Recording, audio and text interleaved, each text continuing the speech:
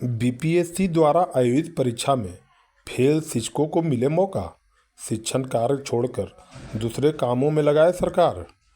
उक्त बातें जहानाबाद पहुंच राष्ट्रीय लोक मोर्चा के राष्ट्रीय अध्यक्ष उपेंद्र कुशवाहा ने शिक्षक समता परीक्षा को लेकर सवाल पर उठाया।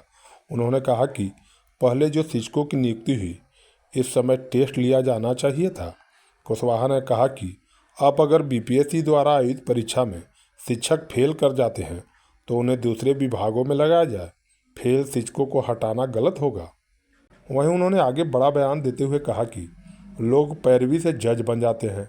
जजों की बहाली खुली प्रतियोगिता के साथ हो, इसके लिए हम लोग संघर्ष कर रहे हैं और अभियान चला रहे हैं। उपेंद्र कुशवाहा ने कहा कि जजों की बहाली को लेकर देश के कॉलेजियम सिस्टम बदलने की ज़रूरत है।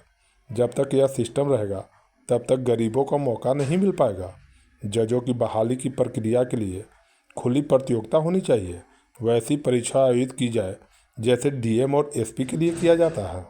वहीं उन्होंने लोकसभा चुनाव पर कहा कि लोकसभा चुनाव 2024 में ज़्यादा से ज़्यादा सीटों पर जीत दर्ज करने के लिए सभी पार्टियों ने अपनी अपनी ताकत झोंक दी है। भारतीय जनता पार्टी ने एनडीए के सहयोगी दलों के साथ मिलकर बिहार की 40 सीटों पर कब्जा जमाने का दावा किया।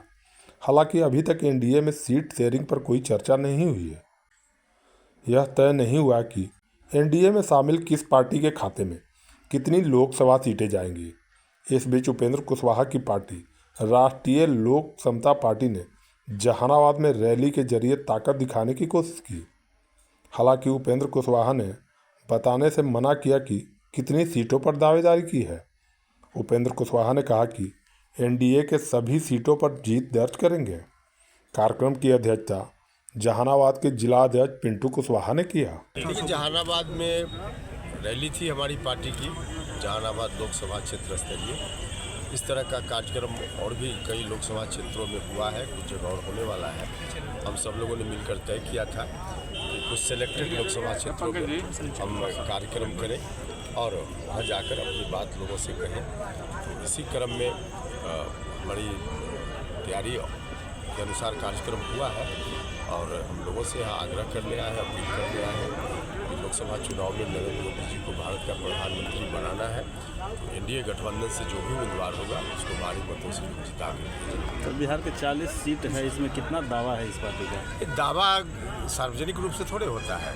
दावा जहाँ जरूरत होगी वहाँ न करेंगे। तैयारी है सर? कितनी तैयारी तो 40 में 40 है, क्योंकि जहाँ हमारी पार्टी का उम्मीदवार होगा वहीं थोड़े सिर्फ काम करेंगे हम। जहाँ हमारी पार्टी का उम्मीदवार नहीं होगा, जहाँ बीजेपी की उम्मीदवारी होगी, जेडीयू की उम्मीदवारी होगी या और घटक दल की ओर से उम्मीदवारी होगी, वहाँ सब जगह काम करना है ना। तो सब जगह काम करना है तो तैयारी तो सब जगह है। तो क्या सर जहानाबाद दावेदारी होगी? हमने कहा कि कहाँ किस सीट पर दावेदारी होगी, सार्वजनिक रूप से थोड़े यहाँ बोलने का कोई मंच है। आपके माध्यम से थोड़े बोलेंगे, हमको बोलना होगा, जहाँ बोलना होगा वहाँ बोलेंगे ना। सर, अभी विधानमंडल और विधानसभा सत्र चल रहा है, यहाँ के प्रतिपक्ष के नेता चल रहे हैं यात्रा पर, इस पर क्या कहें? अरे देखिए, हम भी ने भी देखा है, यहाँ भी होर्डिंग लगा हुआ है और घूम रहे हैं और नीतीश जी को कोस रहे हैं सब जगह जाके। दूसरा आदमी होता है तो नीतीश जी ने जितनी बड़ी कृपा की 2015 से लेकर अब तक, नीतीश जी का पैर धो करके आरजेडी के लोग पीते, पूजा करते, उन्हीं के कारण जिंदा हो गए आरजेडी के लोग, वरना आरजेडी का आता पता कहाँ होता। 2015 में भी नीतीश जी ने जिंद कुरामीन दे दिया और इस बार भी थोड़ा कुरामीन दे दिया, तो उनके कुरामीन पर लोग उड़ रहे हैं। और अपना जो काम है जनता ने दिया है, हाउस चल रहा है तो वहाँ जाके काम कीजिए, लेकिन घूम रहे हैं जो बुद्धि है। क्या लगता है कि नीतीश जी का कुरामीन काम करेगा उनको? नहीं, अब कुछ नहीं काम करेगा। जनता पूरे तौर पे उनको जानती है।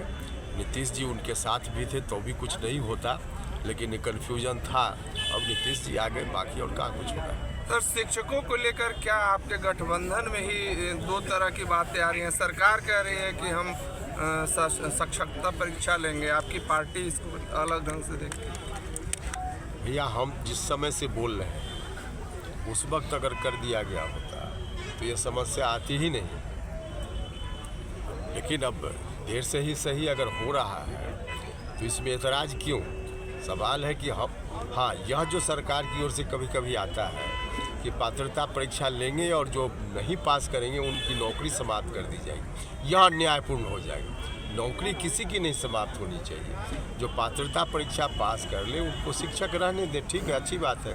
और जो नहीं भी पास करें तो गैर शैक्षणिक काम जहाँ भी होता है किसी और विभाग में सही, वहाँ उनकी नौकरी पक्की कर दें। इसमें क्या किसी को दिक्कत है? सर, नीतीश जी का बात के पाठक नहीं मान रहे हैं, क्या इसको किस नजर से देखिए, के पाठक एक सनकी अधिकारी है। हम तो बार बार बोल रहे हैं, एक सनकी अधिकारी है। अब सनक में कुछ निर्णय, अभी तो एक चीज़ तो कोई आदमी बर्दाश्त नहीं करेगा, पता नहीं कैसे मुख्यमंत्री जी बर्दाश्त किए हुए हैं। उस व्यक्ति ने शिक्षकों को गाली दी है बजाबता, जो सब लोग देख रहे हैं।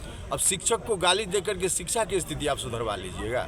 शिक्षकों की प्रतिष्ठा बढ़ाकर शिक्षा की स्थिति में सुधार संभव है। शिक्षकों को गाली देकर शिक्षा में सुधार संभव। क्या सलाह है सर मुख्यमंत्री जी को? अब इसमें हम सलाह क्या दें, मुख्यमंत्री जी खुद करें। पुराने मित्र रहे हैं। नहीं, उसमें मेरी सलाह नहीं। हमने तो शिक्षा सुधार के संदर्भ में जो बातें कही हैं उसमें बहुत सारा काम हो रहा है। हमने यहाँ इस बात के लिए उनकी प्रशंसा भी की है मुख्यमंत्री जी की। विपक्ष कह रहा है कि 2024 में नीतीश जी की पार्टी खत्म हो जाएगी। अभी लोकसभा चुनाव पर ध्यान लाइए ना, कहाँ विपक्ष की इन बातों में जाते हैं।